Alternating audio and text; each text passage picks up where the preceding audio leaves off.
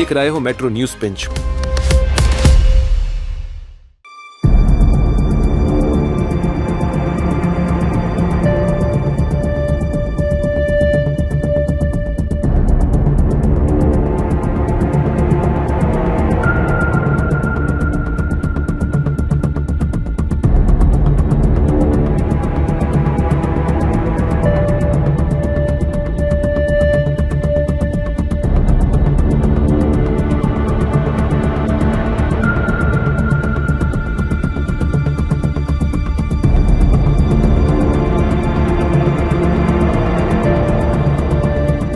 Sir पहले तो धन्यवाद। आपने अभी रिसेंटली आपका एक बहुत बड़ा वीडियो वायरल हो रहा है जो शमशान भूमि में किस तरह से P1 का नोटिस C1 का नोटिस था और शमशान भूमि की हालत बुरी तरह से है।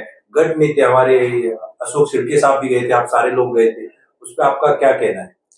पहले तो स्मशान भूमि आचोले परिसर में जो है ये पूरे एवरशाइन सिटी से लेके आचोले से लेके हर जगह पे एक ही स्मशान भूमि है और उसको C1 का नोटिस आके 1 साल हुआ है।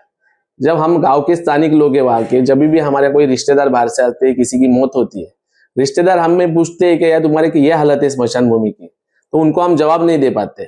लेकिन आज हम चुन के आए नवनिर्वाचित नगर सेवक और हमारे स्ट्रॉन्ग गटने थे अशोक जी शेलके, हमारे सारे आचोले परिसर के नगर सेवक थे। उसमें चंद्रकांत गोरीवले जी थे, अभय कक्कड़ जी थी, स्मिता पाटिल जी थी, पिंकी राठौड़ जी थे, सारे नगर सेवक। और हमने युवाओं ने मुहिम ली है हाथ में, जो इतने सालों से जो गलत काम हो रहे थे उसको हम रोकेंगे।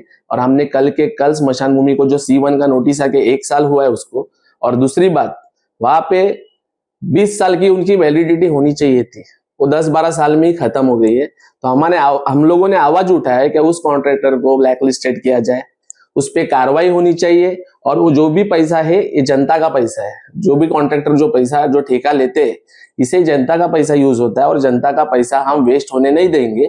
इसलिए कॉन्ट्रैक्टर की जो भी प्रॉपर्टी है वो सील की जाए, ये हमारी मांग है। दूसरा सर, आपको देखा होगा यहाँ पे कि मैं सिडके साहब से सर, यहाँ पे बांग्लादेशी और फेरी वाले वो अनलीगली वो बहुत ज्यादा बढ़ रहे हैं। तो बीजेपी उनसे एक बार बीजेपी उनको किस तरह से देखते हैं? क्योंकि जैसे आपने देखा भी कि लोगों ने ना लाखों करोड़ों रुपए फ्लैट में ले रखे हैं सर, और 100-200 रुपए वाले फेरी वाले वो सब चीजें, और वो अनधिकृत है, मतलब अनलीगल है, और ये सारी चीजें भाग रहे हैं। इसके ऊपर आप किस तरह से देखते हैं? ये बांग्लादेशी और फेरी वाले के मुद्दे पे कल ही विशाल जी इस पे काम कर रहे हैं। तो उसमें क्या है कि ये फेरी वाला जोन पहला का क्रिएट करना चाहिए। आज तक महापालिका को 15 साल हो गए, एक भी फेरी वाला जोन नहीं है, तो उसकी वजह से ये सब हो रहा है। हम लोग ने उनको बताया कि जो स्थानिक है उनको रोजगार मिलना चाहिए, इसलिए उसके आधार कार्ड, एड्रेस ये वेरीफाई करने चाहिए, और उसके बाद जो स्थानिक है, जो बाहर के उनको बाहर से भेजना चाहिए। हमारे प्रभाग में, हमारे वसई विरार में बाहर के लोगों की जरूरत नहीं है।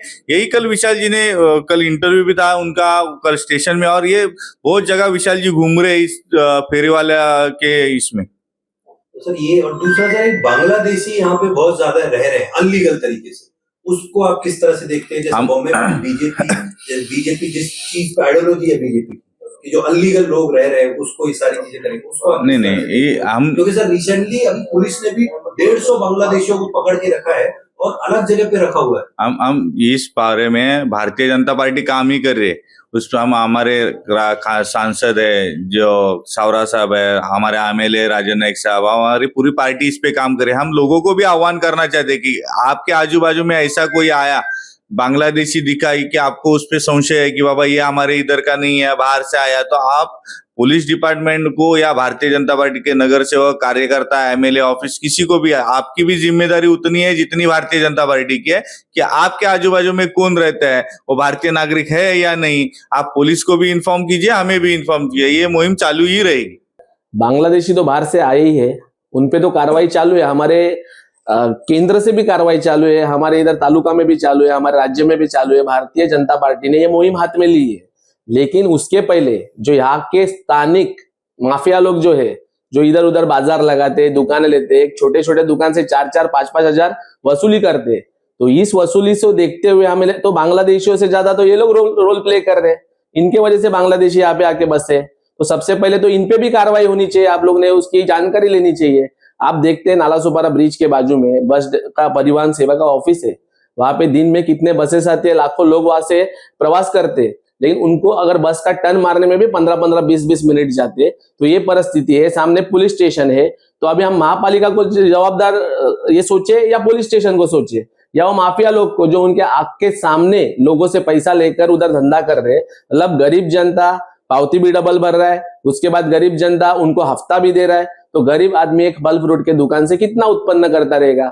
एक तो उधर नए लोग भी है जो मीरा रोड से आते हैं, थाना से आते हैं, माहिम से आते हैं। सबसे पहले तो इनको हटाना चाहिए और सर्टिफाइड करना चाहिए इधर के लोगों को डॉक्यूमेंटेशन लेके, और वो भी फोटो सहित, क्योंकि इधर ये भी होने वाला है कि लोग अभी वो होने के बाद में 4-5 लोग 10-10 लोग के डॉक्यूमेंट लेके वहां पे आप लाइसेंस लोगे और वो लाइसेंस भाड़े पे चढ़ाओगे, मतलब जो पहले चल रहा था वही मार्केट में चलेगा। तो ये सारी चीजें को हम देखते हुए हम इस पे कठोर कार्रवाई करेंगे, और हमारे साथ में एक मजबूत गठनेते जो हम विरोधी पक्ष में हम 43+1, तो हम मिलके आज सबक सिखाएंगे सारे लोग, क्योंकि पहले ऐसा नहीं था, पहले कोई आवाज उठाने को था नहीं, लेकिन आज हमारे पास एक मजबूत आवाज है और उसको हम यहाँ पे अमल बजावनी करके रहेंगे।